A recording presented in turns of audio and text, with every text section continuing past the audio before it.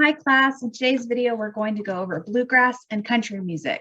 So we just finished shared heritage and folk, and they just go hand in hand. They both stemmed from the same roots. So today we're going to be looking at country and bluegrass, that you can compare the different styles and know the differences between them, and talk about this balance of traditional versus modern ideas that is going on between these different styles. So folk versus bluegrass. So when folk, we talked about the instruments. These instruments need to be very portable. Remember, they're in a very mountainous region. It's difficult to travel from place to place. So portable instruments. Bluegrass, you could have bigger instruments. And there was also room for electric instruments, although not quite as common. Sometimes you would have electric instruments that you could amplify them, or at least microphones. Folk music, we get the ballad and we get this verse and chorus, very repeatable music, things that untrained musicians could do. Bluegrass was more about the individual ability, so we get to see more professional musicians in this style, and it's about your personal talents, not just the music, which was more about folk music. So some about the music and performance. Like I said, it's emphasis on that individuality. Some common performers were Bill Monroe, Earl Scruggs, Ricky Skaggs, Alison Krauss, and Bella Fleck. It was very conservative in nature. They really liked things to stay the same. The size of the bluegrass band and the instruments used really has not changed very much at all since the conception of bluegrass music. So very conservative. We don't really like change. We're going to stick with what we know. Really got its start in Kentucky. But in the 50s and 60s, that's when bluegrass really exploded. Bill Monroe kind of was making the style happen, setting the standard, and artists were beginning to take his lead. We also get the TV show Beverly Hillbillies, and the theme song for this show was bluegrass music, and it kind of spread the style to people who wouldn't have normally had access to the style. And now more and more people are starting to listen to it. We start to get bluegrass festivals where people are gathering to create music as well. So newgrass in the 70s, bluegrass starts to be influenced by jazz. You can use this QR code to take you to a video of newgrass. If it doesn't work for you, just go to YouTube and type in Bella Fleck and the Flecktones. This is like the standard of what newgrass was, that combination of jazz, improvisational styles to bluegrass instruments and themes. So John Hartford, Newgrass Revival and the Seldom Seen. These are some of the bands that were making this kind of music. In 2000, we get the movie Oh Brother, Where Art Thou, which is a modern take on Homer's The Iliad.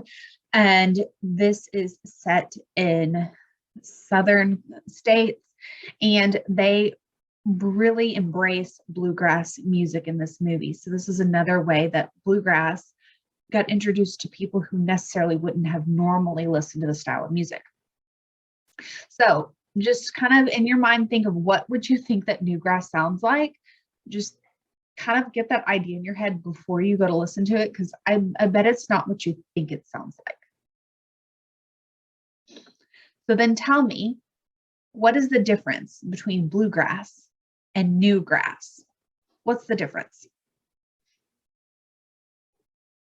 Now the instruments, so guitar, we get acoustic and electric. We talked about folk music, there wouldn't have been electric instruments, but now that we're getting into bluegrass and country, we're starting to embrace electric instruments because now we can travel more easily. We're not necessarily in these mountainous regions. We also get the pedal steel guitar, which is this picture in the left-hand column, bottom picture. That is the pedal steel guitar. And you use a steel bar to play it, and that's what gives it its name. You're kind of gliding that steel bar on it. Now, when you think country music, this is the instrument that you're typically thinking of. When you kind of think that twangy sound, it's really hard to describe other than twangy. This is the instrument that does it, this pedal steel guitar. We get the fiddle, which is, it's the same physical instrument as a violin, just what changes it is how it's played. And drums are starting to be introduced, so we get a full drum kit. Remember, this would not have been easily transportable, so not present in folk music, But bluegrass and country, we can transport this instrument far more easily. Mandolin, very, very common for this style of music, and then the banjo. And yes, mandolin, not the Mandalorian. So tell me, which instrument is not one of the big five bluegrass instruments? So which instrument was not on that list? The harmonica, the fiddle, or the mandolin? So think about that list of instruments. Which one did we not just talk about? So country music, it's all about the song. So bluegrass was emphasis on the individual, but country music, it's not. It's about the song itself. So songwriters, it's all about writing the lyrics. It's focus on lyrics, focus on the story. Most of the songs tell some kind of story. And because of this, the singers really need to be clearly understood. So when you're listening to country songs, if you can't understand what they're saying, they're not doing their job right. And because if you can't understand the story, the song is kind of pointless. You've got to be able to understand what they say. Now, of course, they're going to have their local country accents, or they might add a little extra twang in there, and that's fine, but they still make a point that you can understand. They're also designed to be very easy to listen to. So easy to follow along, easy to hear with your ear. You're not really hearing a lot of crazy unexpected intervals and instruments and different tempo changes. It's supposed to be very smooth and easy. And it's often feels like all the songs are written about the same place. So how you can think of country music, pick a random small town, make up small townville in small town, Southern USA. And that is where they're all written about. So they all tell a different part of a story of the same small town. Kind of a way to think about it. So tell me, which characteristic is typical of country music? They tell a complicated story. They're simple and direct. They avoid rhymes. So some effects on country music. We get the Great Depression. People really relied on radio for entertainment. We're talking the Great Depression. People had no money. They're not going out to listen to performances, and they probably didn't have money to buy instruments themselves to perform. So they're listening to what's on the radio.